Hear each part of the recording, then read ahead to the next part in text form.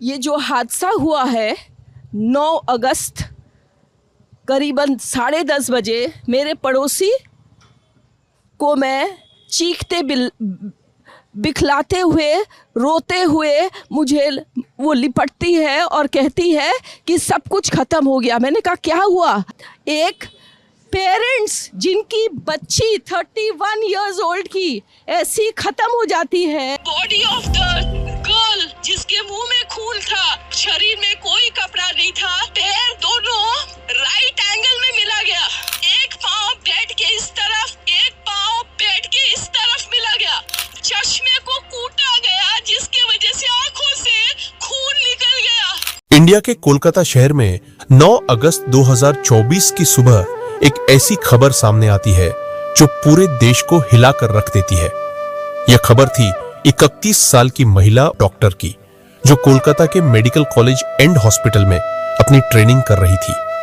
Hospital जैसे सुरक्षित माने जाने वाली जगह पर इस महिला डॉक्टर का मर्डर एंड रेप होना काफी चौंकाने वाला था। इस घटना का खुलासा तब हुआ जब डॉक्टर के डेथ बॉडी का पोस्टमार्टम किया गया। इस रिपोर्ट ने लोगों की रूह तक को हिला दिया, क्योंकि यह मामला सिर्फ एक मर्डर का नहीं था, बल्कि इससे कहीं ज्यादा खौफनाक केस था। पोस्टमार्टम रिपोर्ट में खुलासा हुआ कि उस डॉक्टर की हत्या कला घोटकर की गई थी, इतनी ताकत से कि उनका थायराइड कार्टिलेज तक टूट गया था। इस हत्या के पहले डॉक्टर ने अपनी जान बचाने के लिए कोशिश किया था। इसका सबूत उनके शरीर पर मिले कई निशानों से मिला सबसे डरावना सच तब सामने आया जब डॉक्टर के प्राइवेट पार्ट्स पर घावों के निशान पाए गए। इससे साफ हुआ कि यह सिर्फ मर्डर का मामला नहीं था, बल्कि यह रेप के बाद किया गया एक खौफनाक हत्याकांड था। हॉस्पिटल के परिसर में इतनी बड़ी घटना हो जाती है और किसी को कानों कान खबर तक नहीं होती। क्या उस रात कुछ ऐसा हुआ था जिसे जानकर आप गुस्से से बौखला जाओगे? क्या वहां कोई और था जिसने इस क्रूर घटना को अंजाम दिया? और अगर था तो आखिर कौन था? इन्हीं सवालों के जवाब खोजते हुए हम आज की इस वीडियो में आपको बताएंगे कि आखिर क्या हुआ था उस रात। इस मेडिकल कॉलेज के शांत माने जाने वाले परिसर में जब आपको सच का सामना होगा तो यकीन मानिए आपके भी रोंगटे खड़े हो जाएंगे। मैं यहाँ पर उन फीमेल डॉक्टर को स्वीटी नाम से रेफर करने वाला हूँ। स्वीटी एक जूनियर डॉक्टर जो कि कोलकाता के RJ car medical college and hospital से अपनी डॉक्टर की ट्रेनिंग ले रही थी।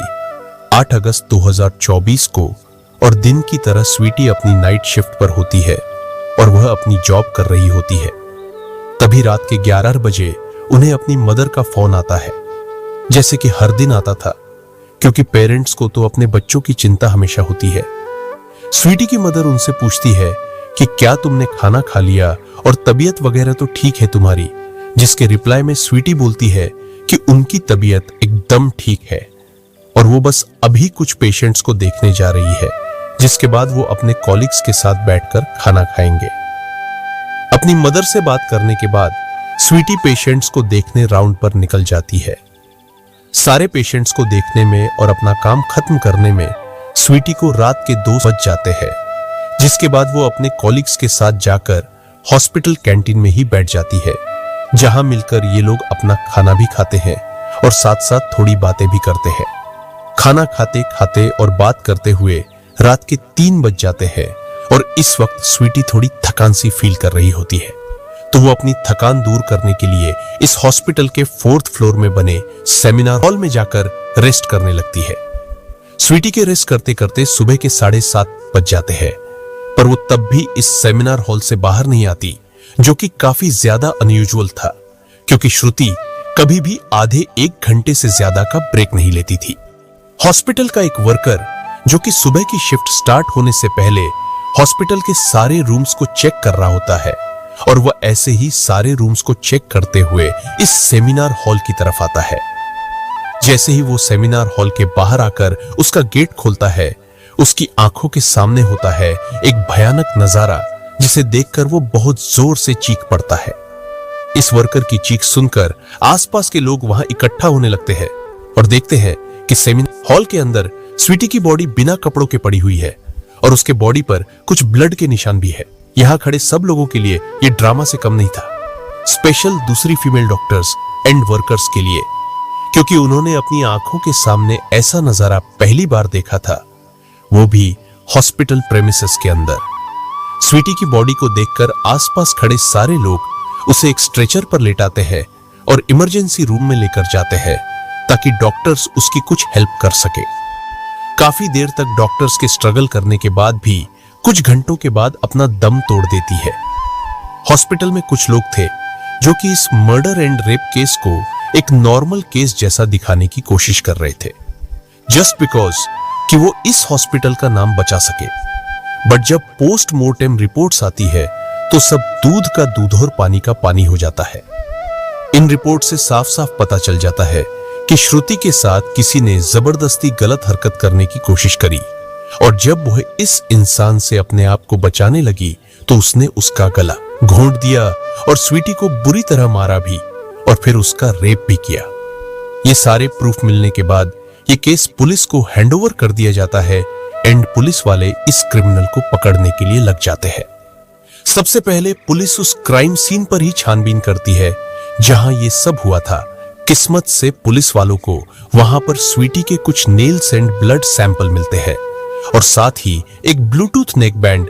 ये केस शायद और भी जल्दी सॉल्व हो जाता अगर उस फ्लोर पर सीसीटीवी कैमरा होते, लेकिन बदकिस्मती से सेमिनार रूम के अंदर या इसके आसपास कोई सीसीटीवी कैमरा नहीं थे।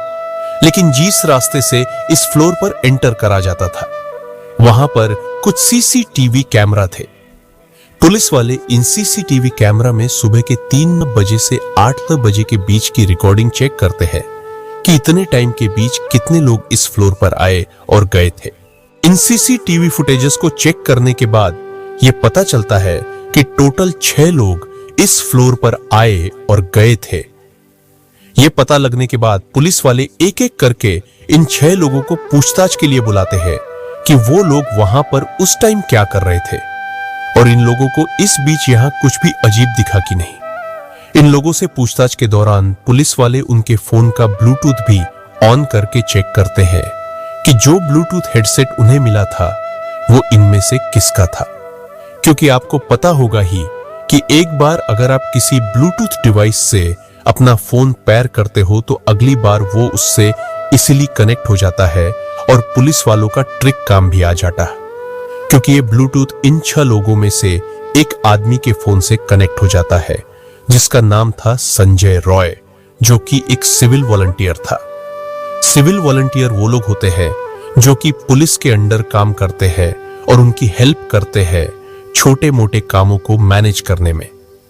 आपने बहुत सारे फेस्टिवल, अनऑथोराइज्ड पार्किंग या भीड़भाड़ वाले एरिया में देखा होगा कि कुछ ब्लू कलर की यूनिफॉर्म पहनकर ऑफिसर्स खड़े रहते हैं जिनका काम होता है कि विथआउट एनी रीजन कहीं पर भी ज्यादा क्राउड इकट्ठा ना हो। तो अब पुलिस वालों को अपना पहला कातिल मिल चुका था, जिसके बाद वो संजय रॉय से और गुस्से से पेश आने लगते हैं। बट संजय पुलिस वालों की किसी बात का भी जवाब नहीं दे रहा होता क्योंकि वो काफी ज्यादा नशे की हालत में था। इस बीच पुलिस वाले संजय का फोन भी चेक करते हैं जिसमें उन्हें भर भर के पोर्नोग्राफिक कंटेंट मिलता है, जिससे उनका शक यकीन में बदल चुका था कि संजय ही स्वीटी के मर्डर का मेन कल्प्रिट है। इसके बाद पुलिस वाले संजय रॉय को और ज्यादा डराने लगते हैं एंड फाइनली वो डर कर अपना गुनाह कबूल भी कर लेता है कि उसने ही श्रुति को मारा है और उसका रेप किया है। ये पता लगते ही कुछ पुलिस वाले और प्रूफ्स कलेक्ट करने संजय रॉय के घर जाते हैं, जहां पर उन्हें एक शू मिलता है जिसके ऊपर कुछ खून जैसे ही धब्बे थे। तो पुलिस वाले उसका सैंपल कलेक्ट कर लेते हैं। थोड़ी और तलाशी लेने पर पुलिस वालों को संजय के घर के बाहर कुछ कपड़े सूखते हुए दिखते हैं और ये वही कपड़े थे जो कि उस दिन संजय ने पहने थे, क्योंकि ये सब सीसीटीवी कैमरा में कैप्चर हो गया था, जिससे जाहिर था कि संजय ये प्रूफ मिटाने की भी कोशिश कर रहा था। बट जब संजय को पूछताछ के लिए पुलिस स्टेशन में लाया गया था उस वक्त वो काफी ज्यादा नशे की हालत में था। तो क्या वो ये सब बस इसलिए कर रहा था ताकि उसे कम सजा मिले? जस्ट बिकॉज वो उस वक्त नशे में था। बाद में जब पुलिस वाले उस इशू पर लगे ब्लड सैंपल्स को चेक करवाते हैं तो वो भी स्वीटी के ब्लड से मैच हो जाता है, which was a solid proof against।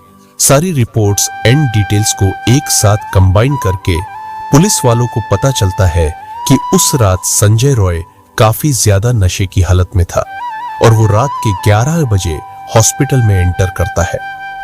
Sanjay अक्सर उस हॉस्पिटल में नाइट शिफ्ट किया करता था, तो उसे यहाँ की काफी अच्छी नॉलेज भी थी कि कहां पर कैमरा है और कहां पर नहीं तो वो आराम से इस हॉस्पिटल के 4th फ्लोर पर जाकर बैठ जाता है, क्योंकि वो नहीं चाहता था कि कोई उसे ज्यादा नशे की हालत में देखे, वरना वो अपनी जॉब से हाथ हो सकता था। 4th फ्लोर पर आते ही वो अपना आराम से सो जाता है। जब उसकी आंख खुलती है तब तक सुबह के 3 बज चुके थे। तभी संजय की नजर स्वीटी पर पड़ती है, जो कि रेस्ट करने सेमिनार हॉल में जा रही थी। श्रुति को अकेला देखकर संजय के इरादे बिगड़ने लगते हैं। वो पहले काफी देर तक इस फ्लोर के चक्कर लगाने लगता है, ये कंफर्म करने के लिए कि कोई यहां पर ज्यादा आ तो नहीं रहा। जब उसे लगता है कि हाँ, उसका रास्ता साफ है, तो वह 4 बजे सेमिनार हॉल के अंदर एंटर करता है और फिर वहां से 4.45 पर बाहर आता है। इन 45 मिनट्स तक स्वीटी के साथ इस आदमी ने क्या क्या किया होगा और वो कितने पेन से गुजरी होगी, ये सोचकर ही किसी का भी दिल सहम जाएगा।